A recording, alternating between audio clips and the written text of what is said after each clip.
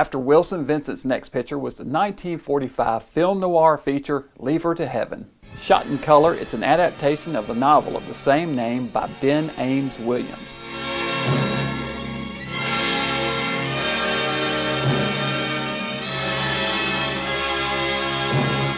The bulk of the story is told in flashback as lawyer Glenn Roby, played by Ray Collins, relates the story of his client, Richard Harlan, played by Cornel Wilde, who is being released after a 2-year stint in prison. There's some things that couldn't be told in a courtroom. Yet of all the people involved, I suppose I'm the only one who knew the whole story. You see, it was through me they first met. He'd been working very hard on a new book. I invited him up to my place in New Mexico for a rest. They met on the train. The flashback begins on the train where Richard meets a beautiful woman named Ellen, played by Gene Tierney. She is immediately taken by Richard's close resemblance to her recently deceased father. Oh, I'm sorry. I was staring at you, wasn't I? I didn't mean to, really. It's only because you look so much like my father. When he was younger, of course, your age. A most remarkable resemblance. They discover that they're both staying at the Jacinto Ranch for vacation, along with her mother and stepsister Ruth, played by Jeanne Crain.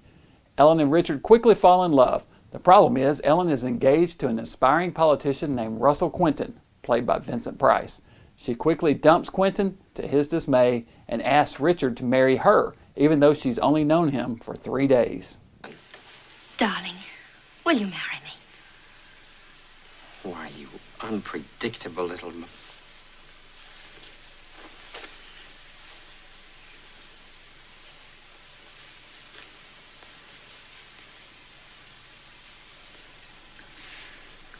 I'll never let you go. Never, never,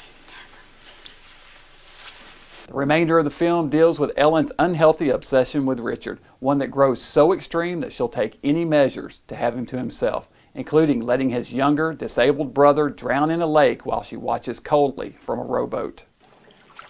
Ellen! Ellen! Help me!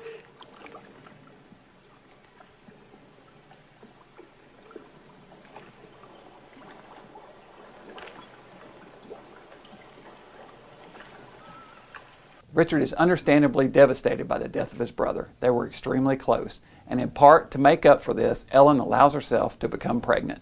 But once she realizes how all-encompassing motherhood is, and that she will never truly have Richard to herself once a child is born, she throws herself down a stairwell and has a miscarriage.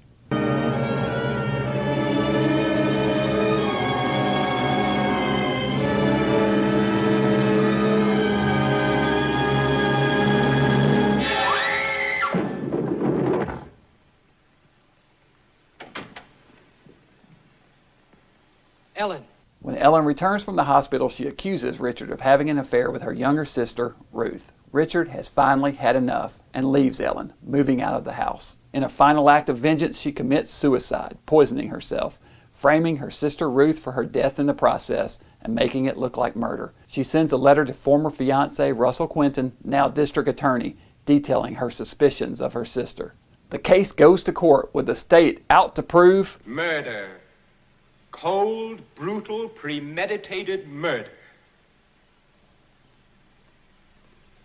The state will prove that on the afternoon of September 5th, at a picnic attended by Ellen Harland, her mother, and her adopted sister, that Ellen met death as a result of poisoning.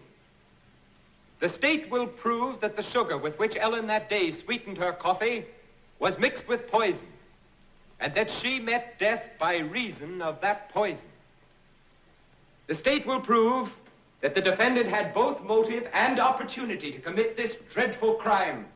And the state will prove that the defendant, Ruth Barrett, deliberately and maliciously plotted and carried through the murder. After a lengthy and heated court case, Ruth is eventually found not guilty, due in large part to this testimony from Richard. Do you honestly believe Ellen committed suicide? Yes. Knowing her as you did and I did, you think her capable not only of committing suicide, but falsely accusing her own sister of her death? Ellen was capable of anything. You actually want the jury to believe that she was that sort of monster? Yes, she was that sort of monster. A woman who sought to possess everything she loved. who loved only for what he could bring her, whose love estranged her own father and mother, whose love possessed her father until he couldn't call his soul his own, who by her own confession to me killed my brother, killed her own unborn child, and who is now reaching from the grave to destroy her innocent sister. Yes, she was that sort of monster. Richard, however, was sentenced to 2 years prison time on a technicality. The film ends with his returning to Ruth and the two embracing happily. Leave Her to Heaven was directed by John Stahl, whom Vincent had previously worked with on The Eve of St. Mark and Keys of the Kingdom.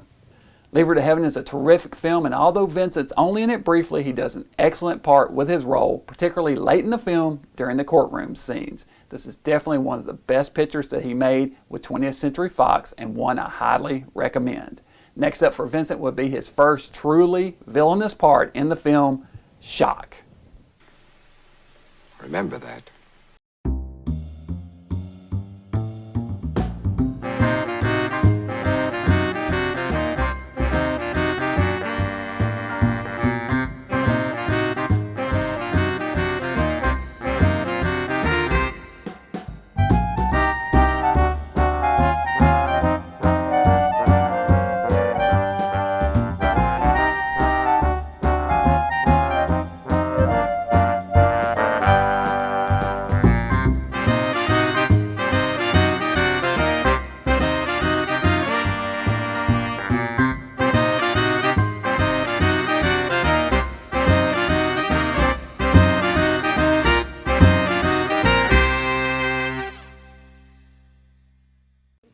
My Vincent fusses for hours over this precious soup stocks. He says good soup comes from good stock.